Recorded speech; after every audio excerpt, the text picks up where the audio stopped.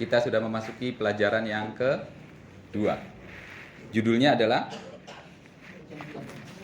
Perjanjian Allah dengan kita. Perjanjian Allah dengan manusia. Kalau saudara membaca judul sekolah sahabat kita, pertanyaan terbesar apa yang saudara bisa tanyakan dari judul ini? Perjanjian Allah dengan kita. Perjanjian apa? Perjanjian apa? Pertanyaan apa lagi yang paling besar yang bikin saudara terheran-heran? Untuk apa? Untuk apa? Kenapa untuk apa menjadi pertanyaan terbesar kita? Mari kita buka Alkitab kita. Mazmur 24 ayat yang pertama. Dari Mazmur 24 ayat yang pertama ini, maka kita akan bertanya-tanya seperti kata Pak Pendeta tadi. Untuk apa? Ada yang sudah dapat? Silakan dibacakan. Mazmur 24. 1. Mazmur 24 ayat 1. Mazmur Daud. Tuhanlah yang mempunyai bumi serta segala isinya, dan dunia serta yang diam di dalamnya. Apa yang bisa kita simpulkan dari Mazmur 24 ayat 1? Tuhan yang pencipta. Tuhan yang empunya, karena Tuhan pencipta. Apa yang Tuhan punya? Bumi dan segala yang ada di dalam bumi. Bahkan alam semesta ini milik Tuhan. Lalu, untuk apa Tuhan yang tidak berkekurangan mengadakan perjanjian dengan manusia? Itu menjadi pertanyaan terbesar kita sebetulnya. Untuk apa sih? Kan Tuhan udah punya semua nih. Untuk apa Tuhan mengadakan perjanjian dengan manusia? Kita hidup di dunia demokrasi di Indonesia. Kalau menjelang pemilihan kepala daerah, kepala negara, banyak muncul perjanjian-perjanjian antara pemimpin dengan rakyatnya, antara calon pemimpin dengan rakyatnya. Kira-kira kenapa calon pemimpin atau pemimpin mengadakan perjanjian dengan rakyatnya menjelang pemilihan kepala daerah? Supaya dipilih, supaya pemimpin itu mendapat suara nanti ketika pemilihan. Kan itu di dunia demokrasi ini. Lalu kita sematkan itu kepada Tuhan. Apakah Tuhan seperti itu?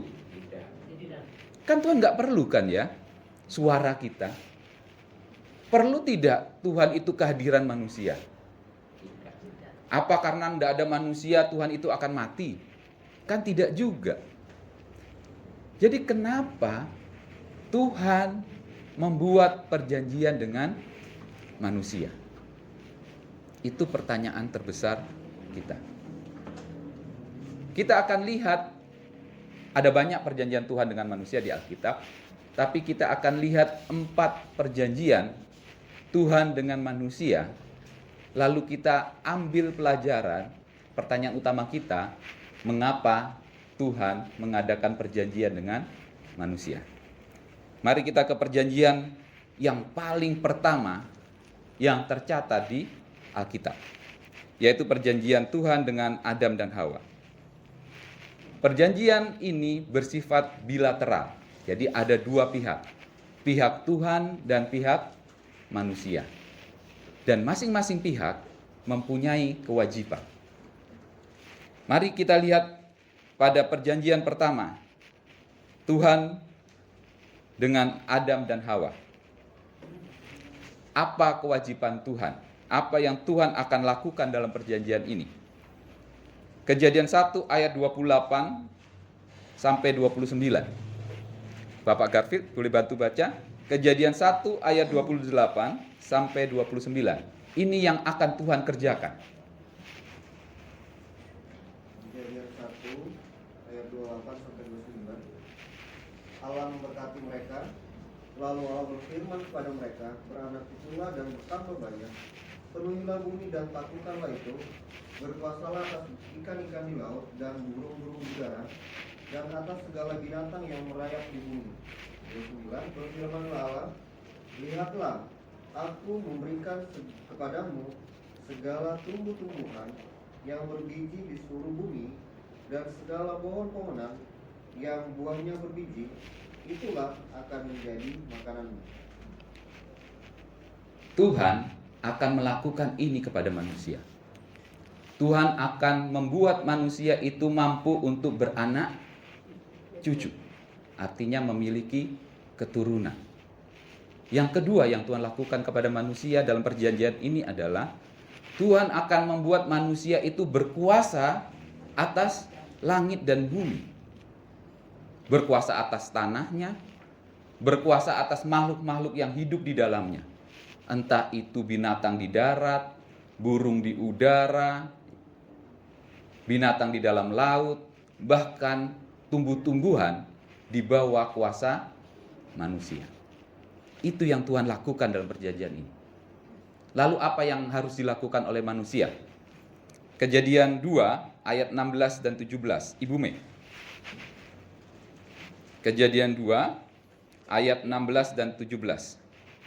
Kejadian 2 ayat 16 dan 17. Lalu Tuhan Allah memberi perintah ini kepada manusia. Semua pohon dalam taman ini boleh kau makan buahnya dengan bebas. Tetapi pohon pengetahuan tentang baik dan jahat itu janganlah kau makan buahnya. Sebab pada hari engkau memakannya, pastilah engkau mati. Ini yang harus dilakukan oleh manusia, oleh Adam dan Hawa. Makan bebas seluruh buah dari pohon yang ada di taman itu. Bebas. Suka-suka. Tetapi jangan makan buah dari pohon pengetahuan. Ini perjanjian pertama yang dilakukan antara Tuhan dengan manusia. Kalau saudara, perjanjian ini berjalan dengan baik, apa yang didapat oleh manusia? Seandainya Adam dan Hawa itu menurut apa yang dikatakan Tuhan, apa yang diperoleh Adam dan Hawa? Kasih anugerah. Hidup selamanya, punya keturunan banyak, ya kan? Menguasai seluruh bumi. Itu hasil yang didapat oleh manusia. Apa yang didapat Tuhan dari perjanjian ini? Tidak ada. Tuhan mendapat apa di perjanjian ini? Sama sekali tidak dapat apa-apa. Malah Dia memberikan segala sesuatunya kepada manusia. Siapa yang diuntungkan di perjanjian ini? Manusia. Kita lihat perjanjian kedua. Saya ambil perjanjian dengan Abraham. Mari kita buka Alkitab kita dalam Kejadian 17. Kita lihat pihak Tuhan. Apa yang akan dilakukan Tuhan kepada Abraham. Ada dua ayat yang dibacakan. Ayat yang kedua dan ayat yang ke-8 dari buku Kejadian pasal yang ke-17. Saudara Tito. 17 ayat 2 dan 17 ayat 8. Kejadian 17 ayat 2. Aku akan mengadakan perjanjian antara aku dan engkau, dan aku akan membuat engkau sangat banyak. Ayat 8. Kepadamu dan kepada keturunanmu akan kuberikan negeri ini yang kau diami sebagai orang asing, yakni seluruh tanah Kanaan akan kuberikan menjadi milikmu untuk selama-lamanya, dan aku akan menjadi Allah mereka. Perhatikan apa yang dibuat Tuhan untuk Abraham dalam perjanjian ini. Yang dibuat Tuhan itu sama dengan janjinya kepada Adam dan Hawa. Ingat janji Tuhan kepada Adam dan Hawa? Yang pertama, beranak cucu. Kepada Abraham Tuhan juga katakan, Abraham, aku akan membuat engkau memiliki keturunan yang banyak. Beranak cucu. Yang kedua, janji Tuhan kepada Adam dan Hawa, berkuasalah atas bumi dan segalanya yang ada di dalamnya. Kepada Abraham, memang bukan bumi yang dikuasai Abraham, tetapi apa? Tanah Kanaan, sebuah tempat. yang akan dikuasai Abraham. Tentang keturunan dan tentang tempat. Itu yang akan Tuhan berikan dalam perjanjian ini. Lalu apa yang harus Abraham lakukan? Saudara Naruto, Kejadian 17 ayat 9 dan 10.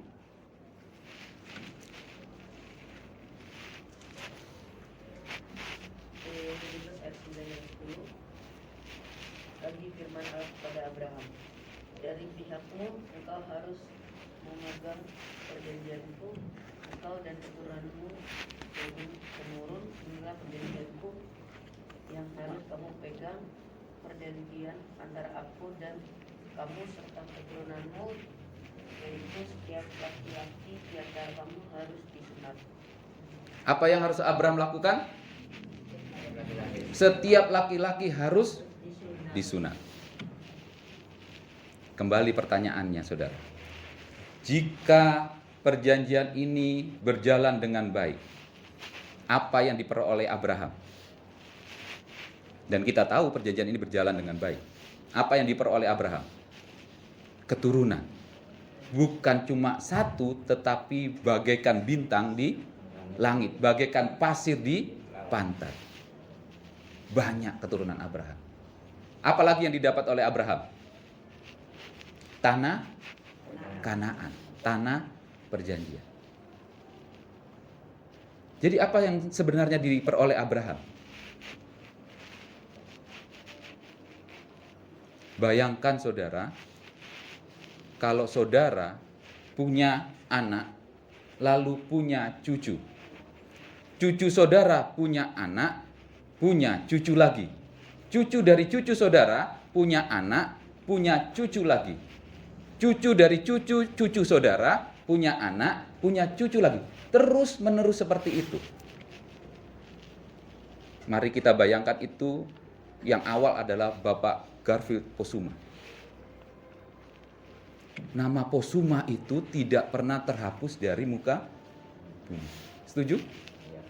Walaupun Pak Garfieldnya sudah beristirahat dalam nama Tuhan, tapi nama Posuma itu akan terus ada di sepanjang kehidupan manusia. Beranak cucu. Itu sebetulnya yang akan didapat oleh Abraham. Lalu, kalau tanah perjanjian itu terus-menerus dihidupi, ditinggali oleh anak cucunya, selama-lamanya, sepanjang masa, ketika orang datang ke tempat itu, ini loh rumahnya Bapak Abraham. Walaupun yang tinggal di situ mungkin sudah keturunan yang ke-20. Generasi ke-20. Jadi apa sebenarnya yang akan Abraham dapatkan dari perjanjian ini? Adalah sebuah kehidupan kekal, tapi versi dunia fana. Abraham akan memperoleh kehidupan kekal, bukan dalam bentuk fisik, tapi namanya akan terus ada di sepanjang zaman. Rumahnya akan selalu ada sepanjang zaman. Itu yang dijanjikan Tuhan. Kehidupan kekal, tapi versi dunia fana. Bukan kitanya yang hidup kekal, tetapi nama kita akan kekal di dunia ini. Itulah yang akan didapat Abraham. Lalu pertanyaannya adalah, apa yang didapat Tuhan? Gak ada. Siapa yang diuntungkan dari perjanjian Tuhan dengan Abraham? Lagi-lagi manusia. Tuhan tidak mendapat keuntungan sama sekali. Perjanjian ketiga. Perjanjian dengan bangsa Israel. Kita buka Alkitab kita dalam Ulangan 28. Kita lihat apa yang Tuhan akan berikan. Yang pertama kita baca ayat yang ke-11 terlebih dahulu. Ulangan 28 ayat 11. Ibu Indra. Tuhan akan melimpahi engkau dengan kebaikan dalam buah kandunganmu, dalam hasil benahmu, dan dalam hasil bumimu, di tanah yang dijanjikan Tuhan dengan sumpah kepada nenek moyangmu untuk memberikannya kepadamu. Lagi-lagi Tuhan berjanji kepada manusia tentang keturunan. Tuhan akan memberkati kandunganmu. Artinya akan beranak, bercucu sepanjang masa. Lagi-lagi tentang keturunan. Kalau kita baca nanti di rumah, Ulangan 28 ayat 3 sampai 10, Tuhan berjanji manusia itu atau bangsa Israel akan menguasai tanah, akan menguasai binatang, akan menguasai tumbuhan yang ada di tanah perjanjian. Lagi-lagi tentang keturunan dan tentang menguasai tanah. Janjinya tetap sama. Apa yang harus bangsa Israel lakukan? Pak Sukidi, ayat 1 dan 2. Ayat hafalan kita sepanjang pekan ini. 28 ayat 1 dan 2. Ulangan 28 ayat 1 dan 2. Jika engkau baik-baik mendengarkan suara Tuhan Allahmu dan melakukan dengan setia segala perintahnya yang disampaikan kepadamu pada hari ini, maka Tuhan Allahmu akan mengangkat engkau di atas segala bangsa di bumi. Ayat 2. Segala berkat ini akan datang kepadamu dan menjadi bagianmu jika engkau mendengarkan suara Tuhan Allahmu. Apa yang harus dilakukan oleh bangsa Israel? Mendengar baik-baik dan melakukan dengan setia perintah Tuhan. Di ayat 13 dan 14 itu ditekankan kembali. Saya akan bacakan 13 bagian yang ke 13b dan 14. Apabila engkau mendengarkan perintah Tuhan Allahmu yang kusampaikan pada hari ini, kau lakukan dengan setia, dan apabila engkau tidak menyimpang ke kanan atau ke kiri dari segala perintah yang kuberikan kepadamu pada hari ini, dengan mengikuti Allah lain dan beribadah kepadanya. Inilah yang harus dilakukan oleh bangsa Israel. Apa yang akan didapat bangsa Israel bila perjanjian ini berjalan dengan baik? Lagi-lagi bangsa Israel akan mendapat berkat keturunan. Nama bangsa Israel tidak terhapus dari bumi ini. Punya anak, punya cucu, punya cicit terus sepanjang masa. Apa yang didapat bangsa Israel lagi? Bangsa Israel akan tetap tinggal di tanah perjanjian sepanjang masa. Apa artinya?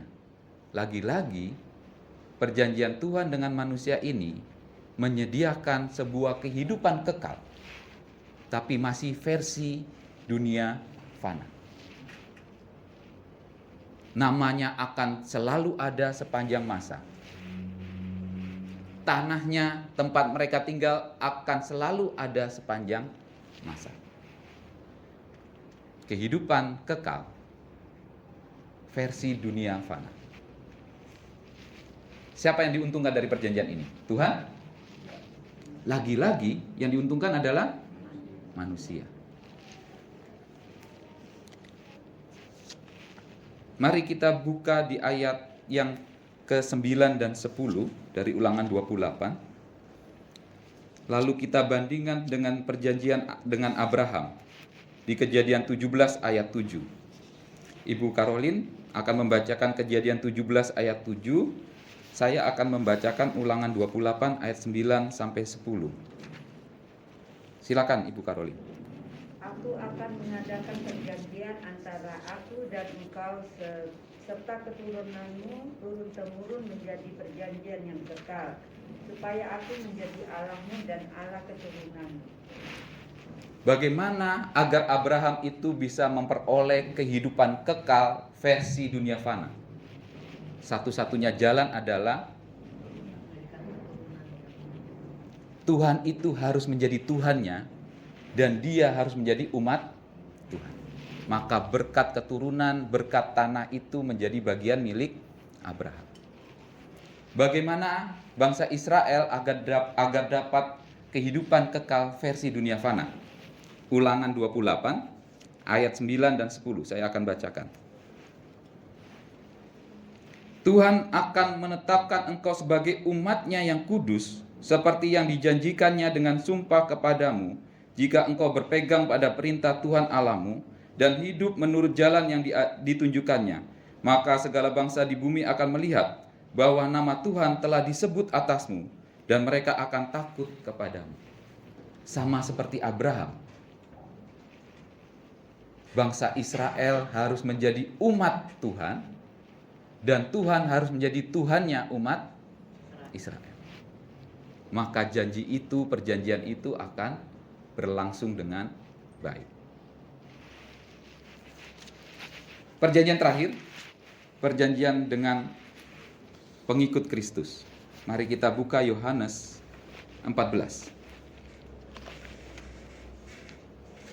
Apa yang Tuhan lakukan untuk pengikut Kristus?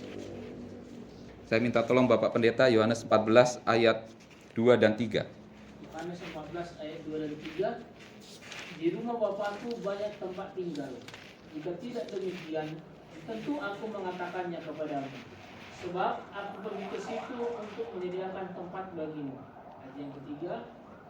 Dan apabila aku pergi ke situ dan telah menyediakan tempat bagimu, aku akan datang kembali membawa kamu ke tempatku, supaya di tempat di mana aku berada, kamu pun berada. Apa yang dijanjikan Tuhan melalui Yesus Kristus Juru Selamat kita kepada kita pengikut Kristus, lagi-lagi hanya ada dua. Yang satu, sebuah tempat tinggal. Di mana? Di surga, di dunia yang baru. Yang kedua, yang dijanjikan, di mana aku berada, di situ engkau berada. Kehidupan kekal. Sama seperti janji kepada Adam, sama janji kepada Abraham, sama janji kepada bangsa Israel.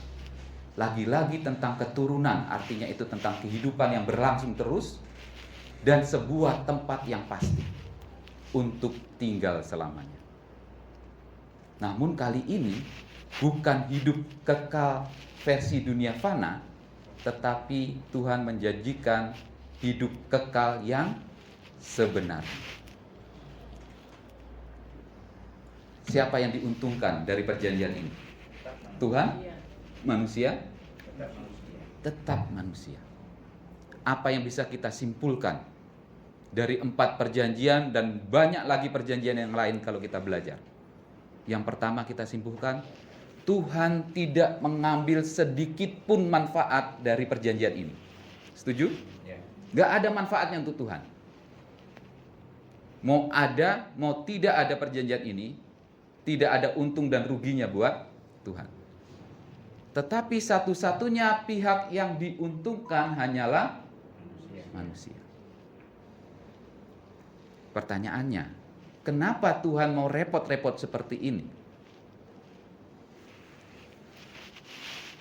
Kenapa Tuhan yang tidak diuntungkan membuat perjanjian seperti ini?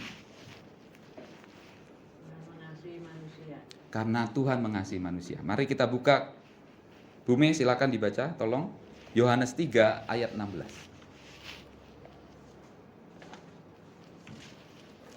Lalu selanjutnya Saudara Tito, Yesaya 54 ayat 10. Karena begitu besar kasih Allah akan dunia ini, sehingga Ia telah mengaruniakan anaknya yang tunggal, supaya setiap orang yang percaya kepadanya tidak binasa, melainkan beroleh hidup yang kekal. Satu-satunya alasan kenapa Tuhan mau repot-repot adalah karena begitu besarnya kasih Tuhan kepada manusia. Yesaya 54 ayat 10. Saudara Tito. Yesaya 54 ayat 10. Sebab biarpun gunung-gunung beranjak dan bukit-bukit bergoyang, tetapi kasih setiaku tidak akan beranjak daripadamu, dan perjanjian damaiku tidak akan bergoyang. Iya. Tuhan yang mengasihi. Kasih Tuhan itu tidak pernah berubah. Sekali Tuhan mengasihi manusia dari zaman Adam dan Hawa, apapun yang terjadi, apapun yang dilakukan oleh manusia, baik buruknya manusia, kasih Tuhan tidak pernah beranjak. Dia tetap mengasihi manusia. Seberapa buruknya saudara, seberapa pengkhianatnya saudara terhadap Tuhan, seberapa jahatnya saudara terhadap Tuhan, Tuhan mengasihi kita semua. Kasihnya tidak beranjak, kasihnya kekal. Lalu kenapa manusia perlu dikasihi? Yesaya 43 ayat yang ke-11. Pak Garfield, Yesaya 43 ayat yang ke-11. Yesaya 43 ayat 11. Akulah Tuhan dan tidak ada juru selamat selain daripadaku. Kenapa manusia perlu dikasihi? Kenapa Tuhan mau repot-repot mengasihi manusia?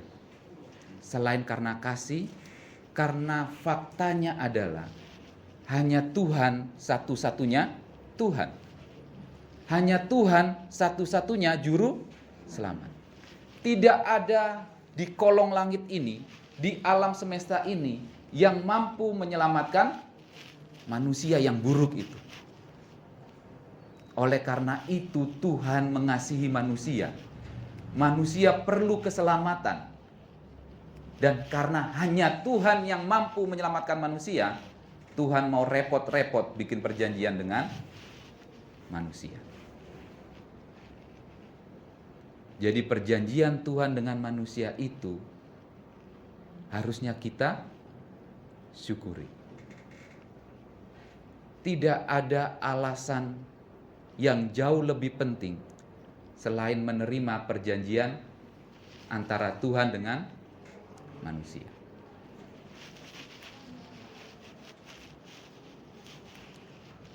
Pertanyaan selanjutnya. Kita sudah lihat 4 perjanjian contoh kita. Perjanjian-perjanjian itu membuat Tuhan harus melakukan sesuatu. Memberikan kehidupan kekal kepada manusia. Memberikan tempat yang kekal kepada manusia. Awalnya versi di dunia fana, tetapi akhirnya kita akan memperoleh semua itu di surga dan bumi yang baru. Tetapi bagi pihak manusia, ada juga yang harus kita lakukan, bukan? Adam dan Hawa disuruh apa? Makan, tapi jangan makan buah pohon pengetahuan. Abraham disuruh apa? Sunat. Bangsa Israel disuruh apa? Ikuti firman Tuhan. Entah itu tentang hari Sabat, entah itu tentang persepuluhan, entah itu tentang makanan haram dan halal. Itu harus diikuti. Pertanyaannya adalah, kenapa manusia juga harus memikul tanggung jawab melakukan sesuatu dalam perjanjian Tuhan dengan manusia? Bukankah Tuhan itu Maha Kuasa? Kalau hari ini Tuhan berkata, Ibu Sukidi, hari ini engkau selamat, engkau tinggal di surga hari ini, apa yang terjadi? Langsung tinggal di surga Ibu Sukidi, ya kan? Ya. Ibu Mai, hari ini hidup kekallah engkau. Hidup kekal hari ini. Karena Tuhan berkuasa.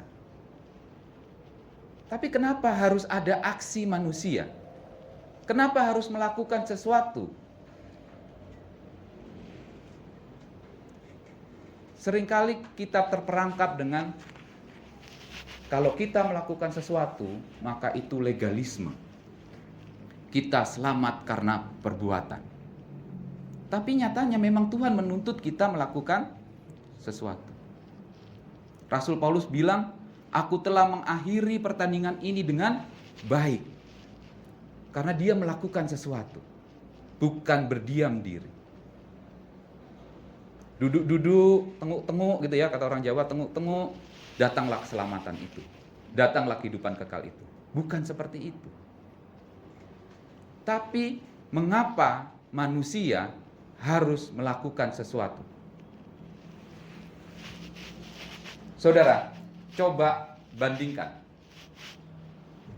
hukum yang diberikan Tuhan dari zaman ke zaman. Apa persamaannya? Adam, semua boleh kau makan, tetapi jangan makan buah pengetahuan baik dan jahat. Cari kesamaannya, saudara. Yang kedua, Abraham, sunat. Yang ketiga, bangsa Israel. Kita ambil hari Sabat, persepuluhan, makanan haram. Apa kesamaan kelima hukum ini? Makan sepuasnya, jangan kau makan buah pengetahuan baik dan jahat.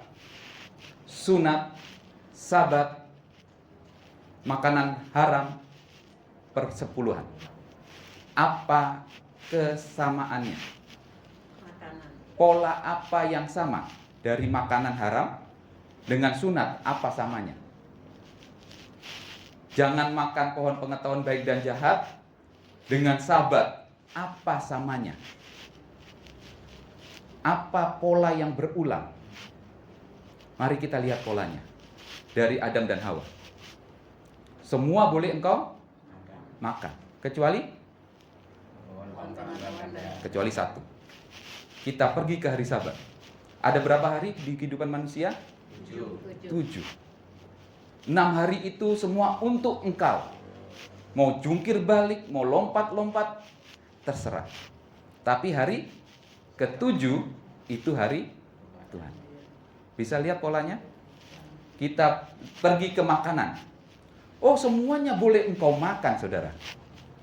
Tetapi ingat, ada makanan haram. Sunat. Semua bagian tubuhmu itu milikmu. Tetapi secuil kulit katan itu harus engkau buang. Harus engkau potong. Harus engkau sunat. Bisa lihat polanya? Semua hari itu diberikan Tuhan untuk kita, kecuali ingat hari ke-7 hari Sabat. Kalau semua manusia 6 hari dia bekerja, tetapi hari ke-7 dia berhenti, itu artinya dia mengakui Tuhan itu ada. Kalau dia tidak mengakui Tuhan itu ada, ngapain dia berhenti? Setuju? Kalau manusia bebas makan semuanya, tetapi yang haram itu tidak dia makan, itu artinya dia sedang mengakui Tuhan itu ada. Karena itu perintah dari Tuhan. Kalau dia menganggap Tuhan itu nggak ada, ngapain capek-capek membagi-bagi makanan halal dan haram? Kalau manusia itu mengakui Tuhan itu ada, maka mereka akan bersunat. Sunat itu bukan untuk kesehatan. Tidak ada di Alkitab dituliskan sunat untuk kesehatan. Tetapi ketika Abraham bersunat, itu mengartikan bahwa seluruh tubuhnya itu punya dia, diberikan Tuhan kepada dia, telinga, mata, otak, kaki, tangan, tetapi sebagian kecil harus dibuang karena itu milik Tuhan. Begitu juga Adam dan Hawa. Semua pohon itu boleh dimakan. Tetapi ketika Adam dan Hawa tidak memakan pohon pengetahuan baik dan jahat, Adam dan Hawa mengakui Tuhan itu ada melalui firman-Nya. Jadi saudara, penurutan kita, aksi kita dalam sebuah perjanjian antara Tuhan dan manusia, yaitu menuruti perkataan Tuhan, mengikuti hukum-hukum Tuhan, menghidupi hukum Tuhan, adalah sebuah bukti pengakuan diri kita bahwa Tuhan itu ada. Kalau kita menuruti hukum Tuhan, kita sedang mengakui Tuhan itu ada sebagai pencipta. Kejadian 1. Kita mengakui Tuhan itu ada sebagai Bapa. Kejadian 2.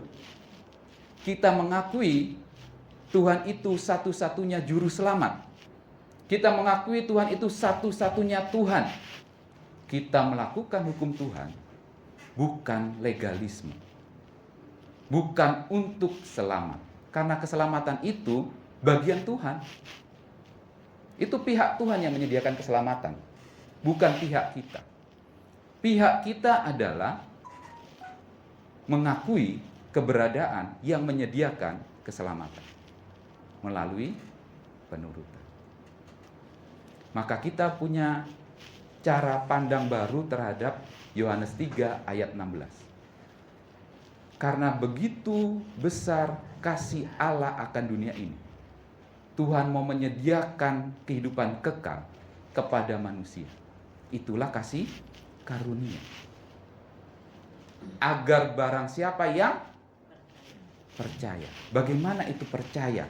Oh, saya percaya Tuhan, tapi suka bohong. Saya percaya Tuhan, korupsi. Percaya itu adalah mengakui Tuhan itu benar-benar ada melalui penurutan kita terhadap perkataan Tuhan. Mari kita buka Yohanes 14 ayat yang ke-15. Pak Pendeta. Yohanes 14 ayat yang ke-15. Jikalau kamu mengasihi aku, kamu menuruti segala perintah. Aku akan minta kepada Bapa dan Ia akan memberikan kepadamu seorang penolong yang lain, supaya Ia menyertai kamu selama-lamanya. Jika engkau mengasihi Tuhan, maka engkau harus menuruti segala perkataan Tuhan. Kalau saudara benar-benar percaya Tuhan itu ada, saudara, bagaimana saudara buktikan Tuhan itu ada?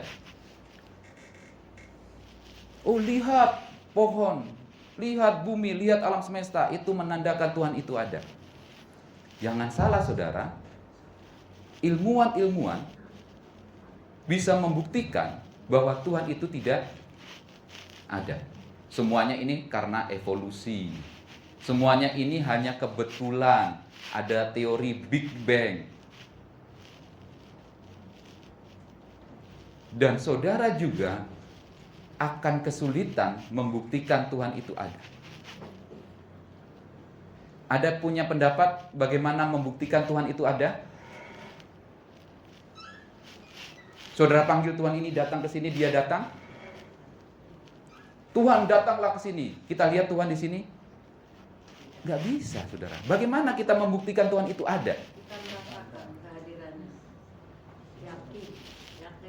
Bagaimana keyakinan saudara itu bisa membuat orang lain juga memiliki keyakinan? Susah. Karena Tuhan itu tidak bisa kita raba, tidak bisa kita pegang, peluk, tidak bisa kita ungkapkan dengan kata-kata, oh rambutnya segini, tingginya segini. Tidak bisa. Manusia akan kesulitan membuktikan Tuhan itu ada. Satu-satunya cara membuktikan Tuhan itu ada, apa yang Tuhan katakan, lakukan. Ketika kita melakukan semua perintah Tuhan, kita sedang membuktikan bahwa Tuhan itu ada. Kalau kita tidak mematuhi peraturan Tuhan, kita sedang menyatakan kepada dunia, Tuhan itu tidak ada. Sehingga perintahnya tidak perlu kita turuti. Kehidupan kita ini seharusnya selalu menyatakan kehadiran Tuhan. Selalu menyatakan bahwa Tuhan itu eksis. Tuhan itu ada loh. Apa buktinya? Lakukan segala perintah Tuhan. Itulah mengapa perjanjian itu menuntut manusia melakukan sesuatu. Bukan untuk selamat, karena keselamatan itu milik Tuhan. Tetapi kita harus mengakui bahwa Tuhan itu ada. Baik, barangkali ada pertanyaan atau ada tambahan. ada pertanyaan di hari Senin ya. Dan di sekolah saudara kita dikasih gambaran yang sangat jelas ya. Pertanyaannya di hari Senin ini di kalimat paling akhir ya. Apa artinya baik-baik mendengar itu? Karena seperti ini, kalau kita lihat di kalimat di pelajaran hari Senin di paragraf ketiga, di sana dikatakan Musa sangat bersungguh-sungguh agar bangsa itu mengerti Allah memiliki pikiran yang ajaib, mujizat, berkat-berkat untuk mereka. Tapi kita lihat faktanya bagaimana bangsa Israel. Coba kita bayangkan bangsa Israel dulu. Kurang apa ya Bu Indra ya? Di depan matanya Bu Indra ya? Ya kasarnya kan begitu kan? Di depannya loh. Tapi lihat anak itu kita akan ubahkan juga. Kita lihat ke bangsa Israel. Apakah semua setia sampai mereka sampai tanah Kanaan? Tidak. Nah sekarang bagaimana aplikasinya kepada kita zaman ini? Bagaimana pengertian mendengar baik-baik ini kira-kira? Supaya kita mengerti ya maksudnya kita bisa lebih memahami. Sedangkan bangsa Israel saja yang sudah di depan matanya sendiri kasarnya ya, tetap mereka apa namanya itu berdosa, goyang, murtad. Nah bagaimana kita sekarang? Sebelum saudara menjawab masing-masing, saya ingin memberi informasi kepada saudara bahwa semua orang itu sama. Sifat dasar kita sama. Mari kita lihat contoh satu orang tokoh yang mewakili kehidupan kita. Kita buka Esther. Kitab Esther. Esther 5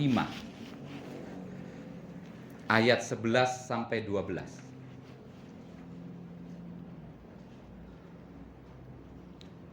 Perkenalkan, nama tokoh ini adalah Haman. Sifat Haman mewakili kita semua. Esther 5 ayat 11 dan 12. Ada yang dapat dan bisa bacakan?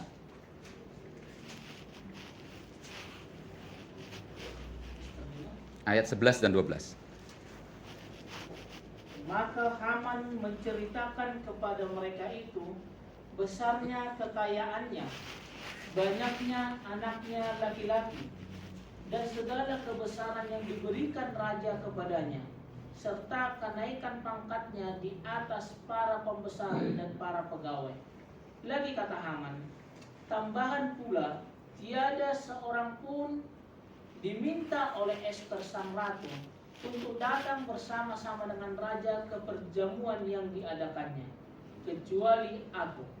Dan untuk besok pun aku diundangnya bersama-sama dengan raja.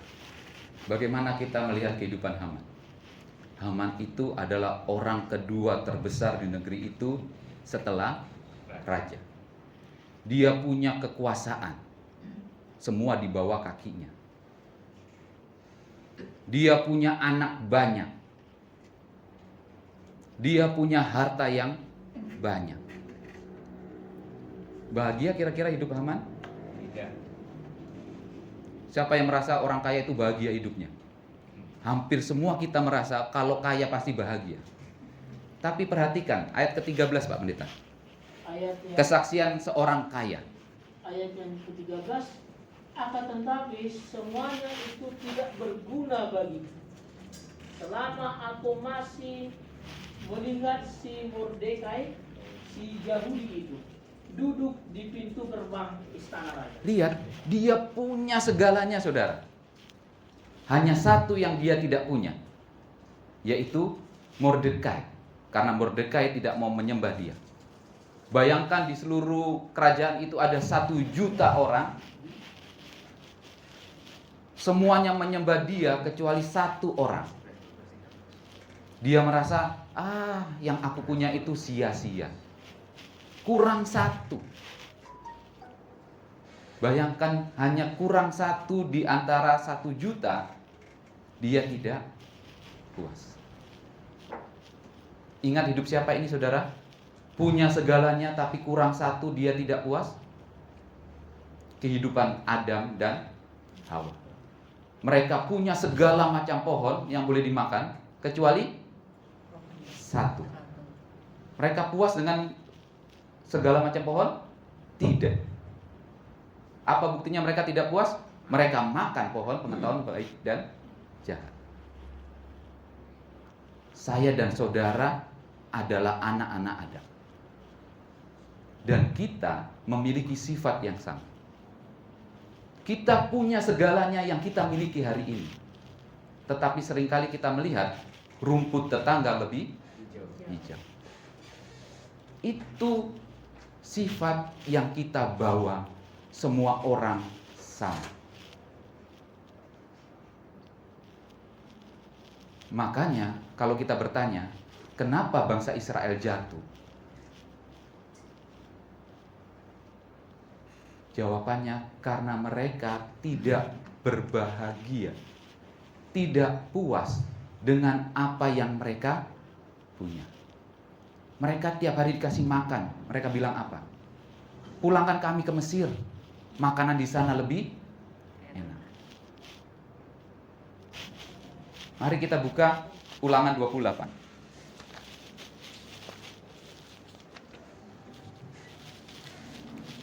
Ulangan 28 ayat yang ke 45 sampai 47.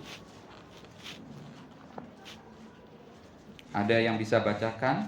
Tolong baca secara perlahan, tapi suaranya jangan pelan. Ulangan 48 ayat 45 sampai 47. Ulangan 28 Ya. 45. Ayat 45 sampai 47. Segala kutub itu akan datang ke atasmu, memburu engkau, dan mencapai engkau sampai engkau punah. Karena engkau tidak mendengarkan suara Tuhan Allahmu, dan tidak berpegang pada perintah dan ketetapan yang diperintahkannya kepadamu. Semuanya itu akan menjadi tanda dan mukjizat di antaramu dan di antara keturunanmu untuk selamanya. 47. Karena engkau tidak mau menjadi hamba kepada Tuhan Allahmu, maka sukacita dan gembira hatimu, walaupun berlimpahan, akan segala-galanya. Kutub menjadi bagian hidup bangsa Israel bukan hanya karena mereka tidak mendengar baik-baik perkataan Tuhan, tetapi karena hidup mereka tidak ada rasa sukacita, bersyukur dengan apa yang ada padanya. Di ayat 45 katakan, karena engkau tidak mendengar baik-baik. Perintah apa yang tidak didengar baik-baik oleh bangsa Israel? Ulangan 26 ayat yang ke-11, Pak Garfil. Dan haruslah engkau, orang Lewi dan orang asing yang ada di tengah-tengah proses sekalian, karena segala yang baik yang diberikan Tuhan Allahmu kepadamu dan kepada seisi rumahmu. Ada 3 hal yang harus dilakukan oleh orang Israel dalam hidup mereka. Yang pertama, mengakui segala yang ada pada mereka hari itu adalah yang baik dari Tuhan. Apapun itu, seberapa banyaknya pun itu, entah sedikit entah banyak, orang Israel harus mengakui itu asalnya dari Tuhan dan itu yang terbaik dari Tuhan. Yang kedua, karena orang Israel tahu itu berasal dari Tuhan, maka mereka harus bersukacita atas pemberian itu. Atas apa yang ada, segala yang ada pada hari itu di tangan mereka. Dan yang ketiga yang harus mereka lakukan, karena tahu itu semua berasal dari Tuhan, karena mereka bersukacita atas pemberian Tuhan, maka mereka harus berbagi kepada orang Lewi, orang asing, orang miskin yang ada di sekitar mereka. 3 ini yang harus didengarkan baik-baik. Kalau tidak mendengarkan baik-baik, maka bukan kita dikutuk, saudara. Kita sedang menjalani kehidupan yang terkutuk. Maksudnya, Ibu Mai punya rumah sekarang, bukan? Punya. Tapi kalau ibu merasa tidak bersyukur atas rumah itu, susah atau senang hidup ibu? Susah. Bayangkan sudah punya rumah, tapi susah. Bukankah itu hidup yang terkutuk?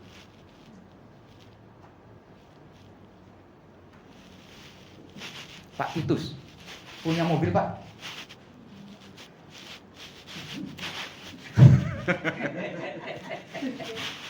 Pak Titus punya mobil. Iya, punya kan. Walaupun itu titipan, siapapun yang menitipkan, tapi punya. Tapi kalau kita lihat tetangga saya itu mobilnya kok lebih kinclong ya, lebih besar. Susah apa sedih kita? Pilihannya cuma dua, susah apa sedih? Ya sedih kita.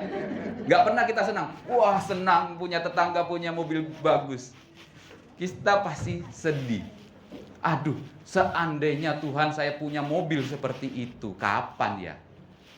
Lihat, padahal kita sudah punya mobil di tangan kita, tapi kita tidak merasa bersyukur apa yang kita punya, kita sedih. Bukankah itu hidup yang terkutuk, saudara? Punya segalanya, tetapi rumput tetangga itu lebih hijau, itulah kehidupan yang terkutuk.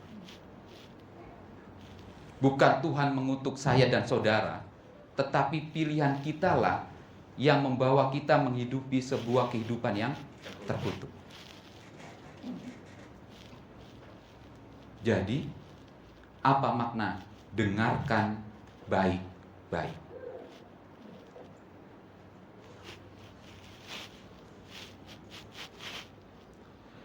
Ulangan 4 atau ulangan 6 saya lupa. Jangan menambah dan jangan mengurangi. Lakukan yang diperintahkan, jangan ditambahi, jangan dikurangi. Hidupkan itu. Termasuk ulangan 26 ayat 11 ini. Lakukan 3 kehidupan ini. Akui segala yang kita punya. Itu yang baik dari Tuhan. Bersukacitalah, bergembiralah apa yang kita punya. Yang ketiga, mulailah berbagi kepada orang miskin, orang asing, orang Lewi. Dengarkan baik-baik. Kalau kita menghidupi ketiga hal ini, kita sedang mengakui Tuhan itu ada. Dan kita mengakui segala yang ada pada kita itu berkelimpahan. Walaupun cuma 5.000 rupiah, saudara. Karena itu yang baik dari Tuhan, kita anggap itu berkelimpahan. Baik, silakan menjawab pertanyaan Pak Pendeta. Ada yang mau menjawab?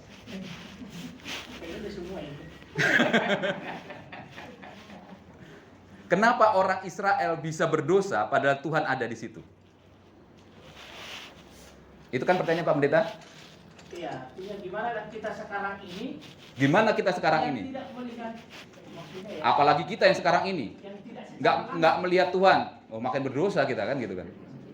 Jadi apa yang harus kita lakukan dalam hidup ini? Karena pelajaran kita kan di hari berikutnya ada hormati Tuhan. Orang yang orang yang sudah melihat Tuhan pun tidak hormat. Tidak hormat. Apalagi kita. Itu jadi persoalannya kan. Pertanyaannya, bagaimana cara saudara menghormati Tuhan? Turut perintahnya, berusaha. Dijawab tadi sama Mungkin boleh kita baca dua. Apa ini yang tadi disikakan? Bagaimana cara menghormati Tuhan? Melakukan perintahnya. Tadi sudah disebut. Satu-satunya cara menghormati seseorang adalah menempatkan orang itu sebagai orang itu. Kalau dia bos saudara, lakukan dia sebagai bos saudara. Kalau dia orang tua saudara, lakukan sebagai orang tua saudara. Kalau mereka adalah saudara, lakukan mereka sebagai saudara. Kalau saudara tidak menempatkan orang itu sebagai orang itu, saudara sedang tidak menghormati dia. Bagaimana kita menghormati Tuhan? Hormat, Tuhan gak lihat itu. Yang Tuhan lihat adalah tempatkan Tuhan sebagai Tuhan. Karena Tuhan satu-satunya Tuhan, tempatkan Tuhan itu sebagai satu-satunya Tuhan. Utamakan Tuhan. Kalau Tuhan itu satu-satunya juru selamat, kata Nabi Yesaya tadi, tempatkan Tuhan sebagai juru selamat saudara. Percayalah bahwa Tuhanlah yang menyelamatkan saudara. Bukan saudara, bukan teman saudara, bukan bos saudara. Tetapi Tuhan yang menyelamatkan saudara. Cara menghormati Tuhan yang tidak terlihat itu adalah memposisikan Tuhan sebagaimana Tuhan itu ada. Tidak ada cara lain yang bisa kita lakukan. Kalau Tuhan itu ada, tempatkanlah di dalam hidup ini benar-benar bahwa Tuhan itu ada. Cara mudahnya adalah lakukan segala perintah Tuhan. Mungkin itu Pak Pendeta. Ada tambahan Pak Pendeta? Mungkin boleh dibaca 2 Tawarik 7:14. Ini bisa baca 2 Tawarik 7 ayat 14. 2 Tawarik 7 ayat yang ke-14 saya akan bacakan. Dan umatku yang atasnya namaku disebut merendahkan diri, berdoa dan mencari wajahku, lalu berbalik dari jalan-jalannya yang jahat, maka aku akan mendengar dari surga dan mengampuni dosa mereka, serta memulihkan negeri mereka. Coba kita perhatikan Bapak Ibu. Ada kata di sini mencari wajahku, berdoa, merendahkan diri. Saya hanya kasih satu gambaran seperti ini. Mungkin kita sudah banyak lihat ya. Ada banyak orang Kristen tahu Alkitab, melakukan perintahnya Dr. Koko, tapi tidak merendahkan diri di hadapan Tuhan. Itulah yang terjadi kepada orang Yahudi, yang selalu mereka menganggap bahwa dengan perbuatan mereka bisa selamat. Ini yang disebut kesombongan rohani ya. Udah sombong rohani, nah ini agak beda sebenarnya ini ya. Sombong tapi disebut rohani. Tapi ini yang menjadi problem sebenarnya. Kenapa orang tidak bisa selamat? Sekalipun ya, sama seperti Yesus yang kepada pemuda yang kaya itu kan. Tuhan, saya sudah melakukan semuanya dari saya kecil. 10 hukum Taurat saya sudah lakukan. Tapi apa jawab Yesus? Jual hartamu. Jual hartamu. Berarti apa artinya jual harta itu? Ya. Ada 2 hal yang saya dapat dari katakan jual harta. Satu, dia berarti tidak merendahkan diri di hadapan Tuhan. Yang kedua, dia belum bisa menjadi berkat bagi orang lain. Makanya itulah Yesus datang ke dunia ini. Yesus berkata, aku datang bukan untuk melayani, tetapi dilayani. Tetapi untuk dilayani. melayani. Kebalik Pak Pendeta. Bukan untuk dilayani, tetapi untuk melayani. Nah, itu ya.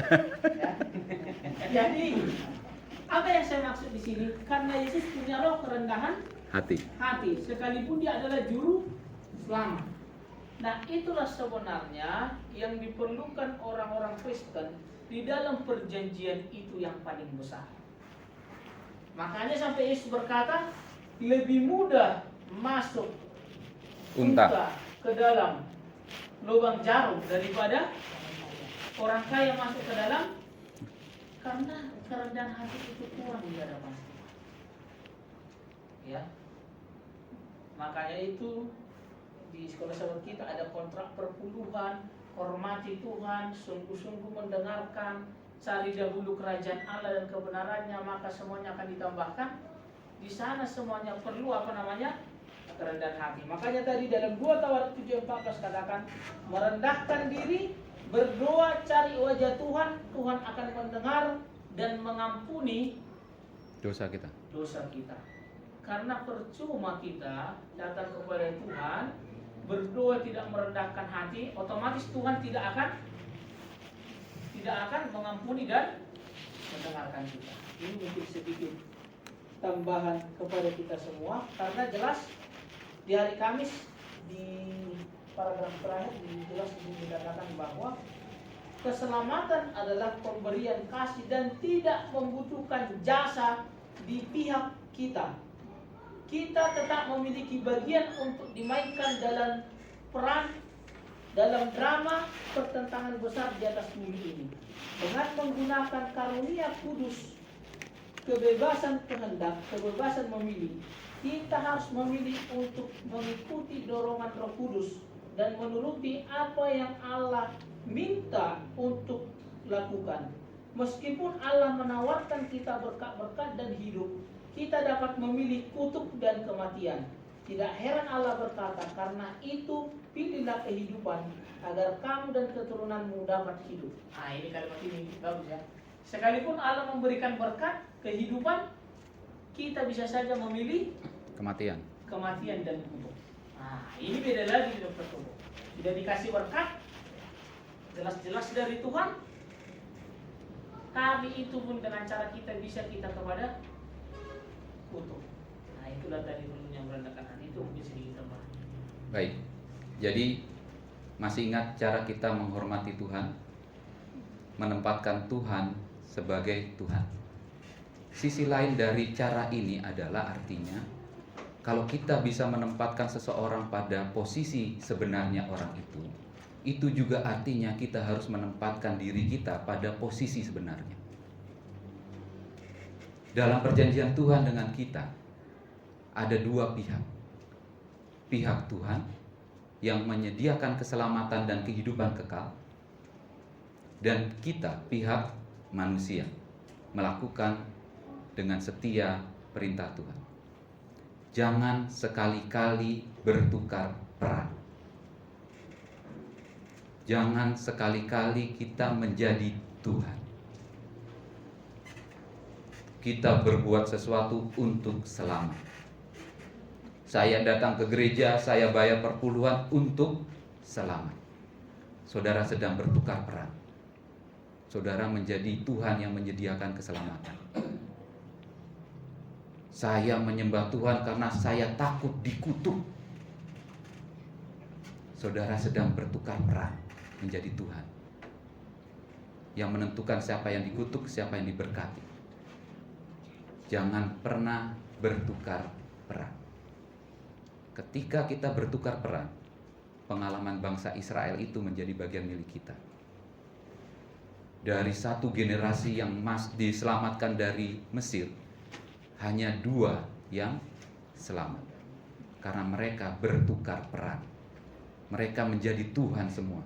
Menentukan harus apa, yang enak yang mana, yang baik yang mana. Mereka semua menjadi Tuhan. Ada tambahan? Ada pertanyaan? Sudah jam 10:30. Kalau tidak ada, rangkuman sedikit yang kita bicarakan pada pagi hari ini, dan saudara bisa menambahkannya dari pelajaran sekolah sahabat kita. Yang pertama, ada perjanjian antara Tuhan dan manusia. Perjanjian itu tidak menguntungkan Tuhan sama sekali. Yang diuntungkan hanya manusia. Hasil dari perjanjian itu adalah kehidupan kekal. Karena Tuhan menyediakan kehidupan kekal bagi kita. Di dalam perjanjian itu menuntut peran saudara melakukan kehendak Tuhan. Melakukan kehendak Tuhan bukan membuat kita selamat, tetapi itu wujud pengakuan kita bahwa Tuhan adalah satu-satunya Tuhan dan Tuhan adalah juru selamat kita. Jangan pernah berganti peran. Peran kita bukan penyedia keselamatan. Peran kita bukan yang menyelamatkan. Peran kita hanya sebatas mengakui Tuhan itu adalah juru selamat. Kiranya Tuhan memberkati kita.